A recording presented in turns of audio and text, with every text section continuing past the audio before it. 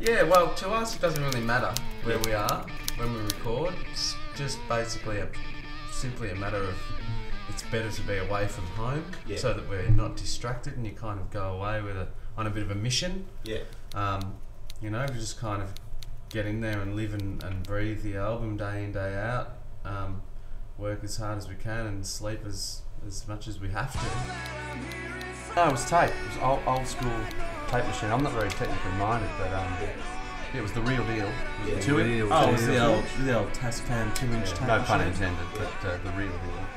And yeah, we've done 2 or 3 records that way, I think. Okay. And you just have to be more precise, I suppose, because you can't sort of doctor it afterwards. You can't fix it up and grab the mouse and kind of do all that crap, which is good for us because we were, you know, the idea for this record was to sort of lay it down as a group and capture the energy of what we get on stage and kind of, and it just has a warmth and it kind of sort of squashes it nicely, whereas digital can sound a bit harsh, and I just think it kind of works for us, but it does mean an enormous amount of work. You know, it's almost like, why would you do that if you can do it quicker and do it on Pro Tools? But I'm glad that we did it that way because that's how I think you should make records. He seemed like he had a lot of great ideas, but at the end of the day, we would have the final decision. His records just sounded very honest and very real and sort of earthy and organic, I suppose. And each band that he's recorded kind of sounds like that band. Yeah, I don't think he was a big fan. Not that he wasn't a fan. Not that he wasn't a fan, but he was aware of it. But he had a nephew that was a huge fan and kept pestering him to do this record. And we could tell, like, once we'd sent him some demos and stuff, he was really excited, and he just had some really cool ideas for the song. There was a stat. I mean, there was probably it would have been in the 30s, I reckon, by the time we were done. But having said that, you know, right from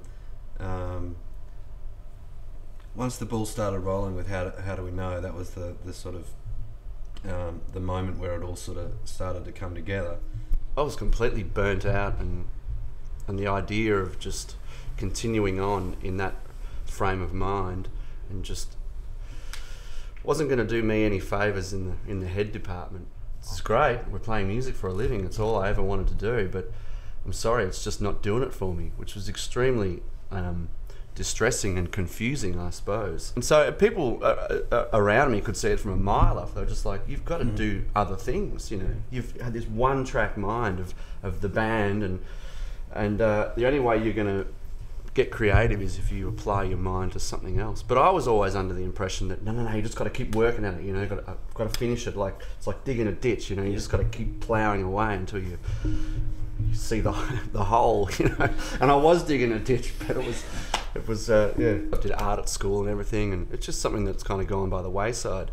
And my brother-in-law was going to art classes, and he just kind of dragged me along and said, come on, it'll be good for you, you can just switch off. And so what I found was, you know, it was like a 3-hour class once a week, and the first week, you know, it was like 10 minutes in, I'm thinking, man, what am I doing here, you know? It's like, it's only been 10 minutes, it feels like an hour. This is not fun. But then, you know, what I thought was a few minutes went by, and all of a sudden it was like, right, you know, pens down. It was 3 hours later, and I hadn't thought of, you know, a single riff or a lyric or TLE, you know.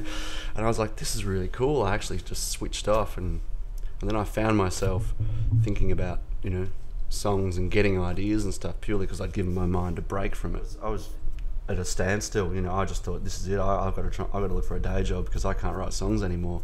But then once they started flowing, it was amazing. We were coming out with easily the best material we'd ever had, you know. I always wanted to take those 50s rockabilly elements and then write songs like The Cure, or I don't know, have the guitar sounds of AC/DC but playing a Scotty Moore lick or whatever. And then we head out on tour after that in August, September. We do a bit of a trot around the country. That's how the song kind of came about. I had this one song that was like a finger picking kind of funky thing.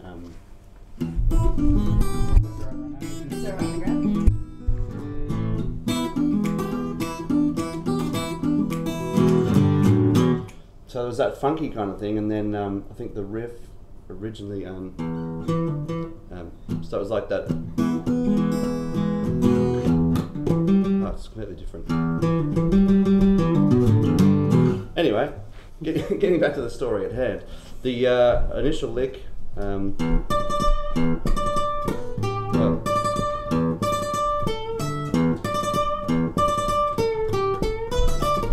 it's hard to play.